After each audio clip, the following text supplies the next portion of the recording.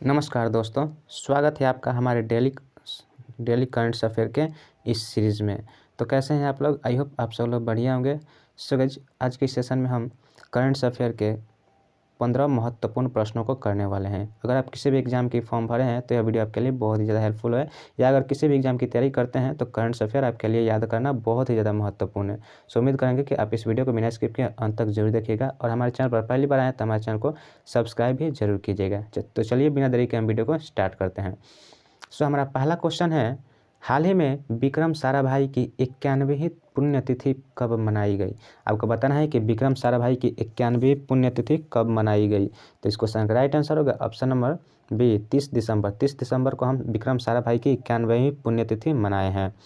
चलिए हम विक्रम साराभाई से संबंधित कुछ महत्वपूर्ण प्रश्न, कुछ महत्वपूर्ण पॉइंट भी जानेंगे। तो देखिए, भारतीय अंतरिक्ष कार्यक्रम का नींव रखने वाले डॉक्टर विक्रम साराभाई की 91वीं पुण्यतिथि मनाई गई। कब मनाई गई? तो यह 30 दिसंबर को मनाया गया। 1962 में उन्होंने भारतीय राष्ट्रीय अंतरिक्ष अनुसंधान समिति यानी कि इनकॉस्पर के अध्यक्ष के रूप में भारत में अंतरिक्ष अनुसंधान के आयोजन की जिम्मेवारी संभाली थी। चलिए नेक्स्ट क्वेश्चन है हमारा, हाल ही में किसे सामाजिक उपलब्धियों के लिए रविंद्रनाथ टैगोर के टैगोर साहित्य पुरस्कार से सम्मानित किया गया है? आपको बताना है कि हाल ही में किसे सामाजिक उपलब्धियों के लिए रविंद्रनाथ टैगोर साहित्य पुरस्कार से सम्मानित किया गया है। तो किसे सम्मानित किया गया है? तो एस.के. रॉय को सम्मानित किया गया है। Option number C is the right answer, S K. Roy. चलिए हम रविंद्रनाथ टैगोर पुरस्कार से संबंधित कुछ पॉइंट जानेंगे। तो देखिए, साहित्य से संबंधित पुरस्कार, साहित्य के लिए टैगोर पुरस्कार 2018 से प्रतिवर्ष प्रदान किया जाता है। साहित्य के लिए टैगोर पुरस्कार कब से दिया जाता है? तो वह 2018 से प्रतिवर्ष दिया जाता है। नेक्स्ट पॉइंट है, पुरस्कार हमेशा हर साल दिसंबर में दिए जाते हैं, यानी कि पिछले महीने में दिए गए हैं यह पुरस्कार। यह इस वर्ष प्रतिष्ठित पुरस्कार का 5वां संस्करण था, यानी 2018 से जब से शुरू है तो यह 5वां संस्करण अभी था। पुरस्कार में एक प्रमाण पत्र और एक रविंद्रनाथ टैगोर के प्रतिमा शामिल है। इस पुरस्कार में एक प्रमाण पत्र दिया जाता है और एक रविंद्रनाथ टैगोर की प्रतिमा भी दिया जाता है। इसके साथ ही पुरस्कार के तौर पर 5,000 अमेरिकन डॉलर भी दिए जाते हैं, जो लगभग इंडियन करेंसी में कितना हो जाता है? 4,13,667 रुपया हो जाता है। चलिए नेक्स्ट क्वेश्चन देखते हैं, हाल ही में किस देश के महान फुटबॉलर पेले का निधन हुआ है? आपको बताना है कि अभी हाल ही में पेले नामक एक फुटबॉलर का निधन हुआ है, वह किस देश से संबंधित है? तो इस क्वेश्चन का राइट आंसर होगा option number B, Brazil. Brazil से संबंधित है यह खिलाड़ी। चलिए इनसे संबंधित हम कुछ पॉइंट भी जानेंगे। ब्राज़ील के महान फुटबॉलर पेले का निधन 82 वर्ष की उम्र में ही अंतिम सांस कैंसर से जूझ रहे थे, यानी कि इनकी मौत किसके कारण हुई थी? तो यह कैंसर के कारण हुआ था। इन्होंने कुल 3 बार फीफा विश्व कप यानी कि 1958, 1962 और 1970 को जीता, जो अभी अभी एक व्यक्तिगत फुटबॉलर के लिए एक रिकॉर्ड है। तो इसको तो चलिए अब नेक्स्ट क्वेश्चन देखते हैं। नेक्स्ट क्वेश्चन है हमारा, हाल ही में किसे अंतरिम केंद्रीय सतर्कता आयुक्त नियुक्त किया गया है? हाल ही में किसे अंतरिम केंद्रीय सतर्कता आयुक्त नियुक्त किया गया है? तो वह जो है प्रवीण कुमार को नियुक्त किया गया है। इस क्वेश्चन का राइट आंसर होगा option number C, Praveen Kumar. Praveen Kumar को अंतरिम केंद्रीय सतर्कता आयुक्त नियुक्त किया गया है। चलिए हम इससे संबंधित कुछ पॉइंट भी व्याख्या करेंगे। तो एयर इंडिया के कम लागत वाले एयरलाइंस व्यवसाय का प्रमुख आलोक सिंह को नामित किया गया है। परमाणु ऊर्जा नियामक बोर्ड के अध्यक्ष दिनेश कुमार शुक्ला को नियुक्त किया गया है। और पीटी उषा को संसद के ऊपरी सदन में उपाध्यक्ष के पैनल में नामित किया गया है। आपको बताना है कि पीटी उषा किससे संबंधित है? कार्डियोलॉजिकल सोसाइटी ऑफ इंडिया के अध्यक्ष डॉक्टर पीसी रथ को चुना गया है। चलिए नेक्स्ट क्वेश्चन है हमारा, हाल ही में किस मंत्रालय ने खान पर्यटन को बढ़ावा देने के लिए 8 इको पार्क का निर्माण किया है? हाल ही में किस मंत्रालय ने खान पर्यटन को बढ़ावा देने के लिए 8 इको पार्क का निर्माण किया है? तो इस क्वेश्चन का राइट आंसर होगा ऑप्शन नंबर बी, कोयला मंत्रालय ने खाड़ी पर्यटन को बढ़ाने के लिए 8 इको पार्क का निर्माण किया है। चलिए नेक्स्ट क्वेश्चन है हमारा, हाल ही में किसने सीमा सुरक्षा बल का प्रहरी ऐप लॉन्च किया है? यानी सीमा सुरक्षा बल के लिए प्रहरी ऐप लॉन्च किसने किया है? तो यह जो किए हैं वह अमित शाह ने किए हैं। तो इसको राइट आंसर हो गया option number A, Amit Shah. चलिए नेक्स्ट क्वेश्चन देखते हैं, हाल ही में अमेरिकी उपराष्ट्रपति कमला हैरिस ने किसे राष्ट्रीय अंतरिक्ष परिषद सलाहकार समूह में नामित किया है, यानी कि राष्ट्रीय अंतरिक्ष परिषद सलाहकार के रूप में कमला हैरिस ने किसे नामित किया है आपको बताना है। तो इस क्वेश्चन का राइट आंसर होगा option number D, Rajeev Badiyal. Rajeev Badiyal को नामित किया गया है। चलिए नेक्स्ट क्वेश्चन है हमारा, हाल ही में किस राज्य मंत्रिमंडल ने कृषि में महिलाओं के सशक्तिकरण के लिए 367.19 करोड़ रुपए को मंजूरी दी है। तो यह बताना है किस राज्य सरकार ने दिया है। तो इस क्वेश्चन का राइट आंसर होगा option number B, Orissa. Orissa राज्य सरकार ने यह मंजूरी दिया है।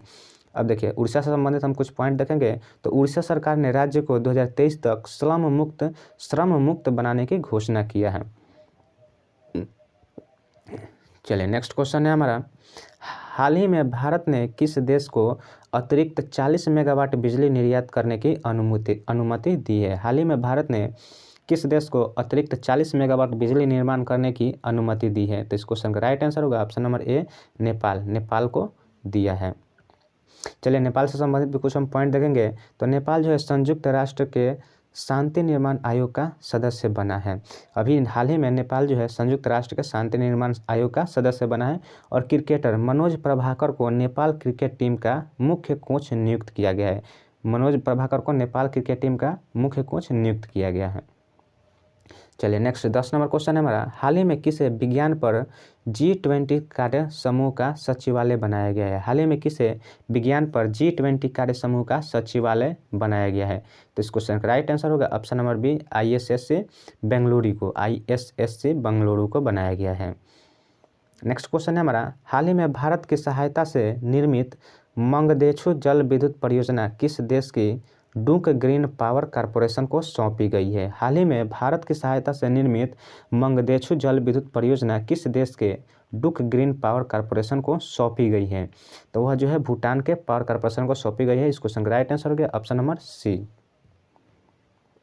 अब देखिए भूटान से संबंधित हम कुछ पॉइंट देखेंगे। तो भूटान की राजधानी कहाँ पड़ती है। तो भूटान की राजधानी थिम्पू पड़ती है। और वहाँ के वर्तमान में प्रधानमंत्री कौन है। तो लोतेय तेसरिंग जो कि भूटान के अभी वर्तमान में प्रधानमंत्री हैं। चलिए 12 नंबर क्वेश्चन है हमारा, हाल ही में गृह मंत्री अमित शाह ने कहाँ केंद्र शासित प्रदेशों के उपराज्यपालों और प्रशासकों के सम्मेलन की अध्यक्षता की है। तो यह कहाँ पर अध्यक्षता हुआ है। तो यह नई दिल्ली में हुआ है। इस क्वेश्चन का राइट आंसर होगा ऑप्शन नंबर बी, नई दिल्ली।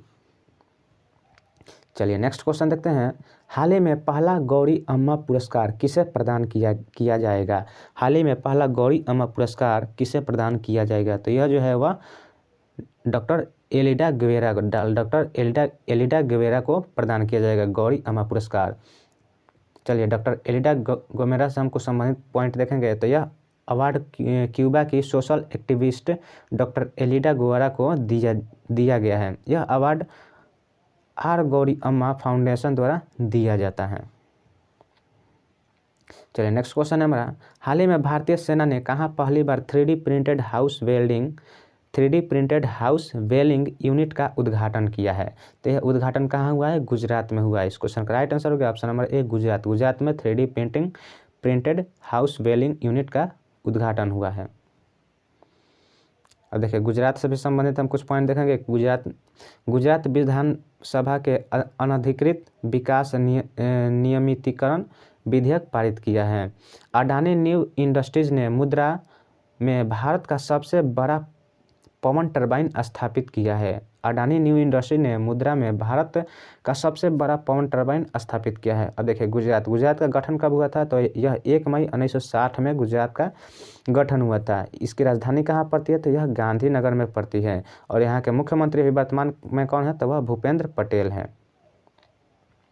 चलिए नेक्स्ट और लास्ट क्वेश्चन है हमारा, हाल ही में बेंजामिन नेतन्याहू ने किस देश के प्रधानमंत्री के रूप में शपथ ली है। तो हाल ही में बेंजामिन नेतन्याहू ने किस देश के प्रधानमंत्री के रूप में शपथ ली है। तो वह इजराइल के प्रधानमंत्री के रूप में शपथ लिया है। अब देखिए इजराइल से हम संबंधित कुछ पॉइंट देखेंगे। तो जलवायु परिवर्तन को राष्ट्रीय सुरक्षा मुद्दा घोषित किया है। इजराइल बड़े पैमाने पर इन्फ्लेटेड मिसाइल डिटेक्शन सिस्टम का परीक्षण अभी वर्तमान में किया है। इजराइल की सबसे लंबी नदी कौन सी है। तो वह जॉर्डन नदी जो कि सबसे लंबी नदी है इजराइल की। सो गाइस आज के लिए बस इतना ही। उम्मीद करते हैं वीडियो आपको अच्छी लगी हो। अगर आपको वीडियो अच्छी लगी हो तो हमारे इस वीडियो को लाइक ज़रूर कीजिएगा और हमारे चैनल पर पहली बार आए हैं तो हमारे चैनल को सब्सक्राइब ज़रूर कीजिएगा।